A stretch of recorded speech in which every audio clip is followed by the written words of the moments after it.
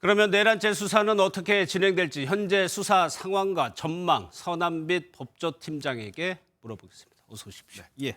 먼저요 수사 대상과 범위부터 한번 보겠습니다. 어디서부터 어디까지 수사가 진행이 됩니까? 예, 앞서 리포트에서 짚어드렸듯이 이번 내란죄 수사에 있어서 가장 핵심적인 부분은 과연 어떤 의도와 목적으로 이 비상계엄이 시행이 되었냐, 바로 이 부분입니다.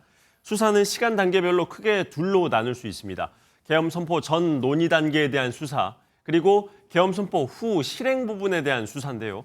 군과 경찰 병력을 어디에 어떻게 투입할지, 무엇을 실행할지에 대한 건 사전 논의 단계에서 만들어졌을 가능성이 큰 만큼 수사팀은 사전 논의 단계에 수사력을 집중시킬 것으로 보입니다. 그러니까 그 얘기는 윤석열 대통령이 계엄 선포 전에 누구와 어떤 상의를 거쳐서 선포했는지가 중요하다 이 얘기입니까? 그렇습니다. 계엄 선포 전 국무회의가 있었습니다만 이 자리는 이 계엄에 대해서 토론을 하는 자리라기보다는 대통령이 뭔가를 이제 통보를 해주는 그런 성격에 가까운 걸로 알려져 있죠. 따라서 그보다 더 전에 윤 대통령이 누구와 어떤 논의를 했는지 이 부분을 밝혀야 합니다. 김용현 전 국방부 장관이 계엄을 건의한 인물로 알려져 있는데요. 윤 대통령이 김 전 장관과만 논의를 한 건지 아니면 여인영 방첩사령관 등이 또 다른 인물과 함께 이런 사람들이 모여서 논의를 했던 건지 이런 것들이 밝혀져야 할 것으로 보입니다. 특히 이번 계엄령이 법적으로 문제가 되지 않는다는 의견을 누구와 주고받았는지 이 부분도 역시 수사로 밝혀야 하는 부분입니다. 예, 또 하나요. 내란죄가 성립하기 위해서는 대통령이 직접적인 지시가 있었는지 이 여부도 중요한 것 같은데 이것까지 밝혀낼 수 있을까요? 계엄 선포 직후에 윤 대통령과 몇몇 인물들이 지금 통화를 한 것으로 알려지고 있죠. 그런 것들을 하나하나 봐야 할 것 같은데요. 홍장원 국정원 1차장 어제 국회에 나와서 증언을 했습니다.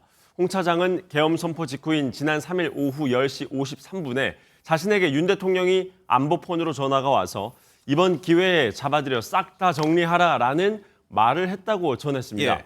이후 홍 차장이 여인영 방첩사령관으로부터 체포 대상자 명단까지 들었다고 증언을 했는데요. 현재 윤 대통령 전화를 받은 인물은 홍 차장뿐만 아니라 여인영 방첩사령관과 이진우 수방사령관, 곽종군 특전사령관 등으로 알려져 있습니다. 이들이 윤 대통령과 통화를 할 당시 과연 어떤 지시를 받았는지 또 이들이 어떤 진술을 나중에 수사기관에 가서 하느냐 매우 중요해 보입니다. 예, 그중에서 여인영 전 사령관의 입장이 중요할 것 같은데 나온 게 있네. 오늘 여 사령관이 국회에 출석을 해서 모습을 드러냈습니다. 기자들이 굉장히 많은 질문을 쏟아냈는데요. 하지만 여 사령관은 기억이 나지 않는다거나 수사를 받아야 하기 때문에 말할 수 없다는 식으로 답을 하고 끝났습니다. 예, 오늘 윤석열 대통령 대국민 담화에서 윤 대통령이 좀 법적인 인식 이런 걸 좀 엿볼 수 있는 대목이 있었어요. 예, 그렇습니다. 윤 대통령의 담화문 첫 시작 부분이 좀 눈에 띄었는데요.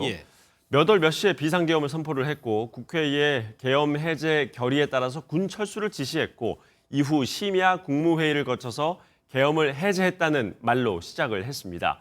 계엄 선포와 시행 그리고 해제에 이르기까지 절차에 따라 적법하게 이뤄진 것이다 라는 뜻으로 읽혔습니다. 법조계에서 이번 계엄령이 계엄 요건조차 갖추지 못했다라는 지적이 강하게 나오고 있습니다만 윤 대통령은 그에 대한 입장을 내놓지 않았는데요. 다만 윤 대통령은 이번 국정 최종 책임자인 대통령으로서의 절박함에서 비롯된 것이었다라고 밝혔습니다. 이런 걸 보면 윤 대통령은 비상계엄령이 대통령으로서의 고도의 통치 행위였다라고 향후에 주장할 것으로 보입니다. 예, 그런데 계엄이 선포되고 그 다음 날 바로 해제가 됐어요. 그럼 결국에는 미수가 된 건데 미수여도 처벌이 됩니까? 내란죄는 미수에 대한 처벌 조항이 있습니다. 오늘 윤 대통령이 담화문에서도 계엄 선포와 관련한 법적인 책임을 회피하지 않겠다라고 밝히기도 했죠. 일각에선 윤 대통령이 국회 요구에 따라 계엄 해제를 했기 때문에 내란의 고의성은 없었던 게 아니냐라는 주장도 나오고 있습니다만 헌법상 보장되는 국회의 기능을 통제한 것 자체가 내란에 해당한다라는 지적도 있습니다. 알겠습니다. 여기까지 듣도록 하겠습니다. 서남빛 기자였습니다.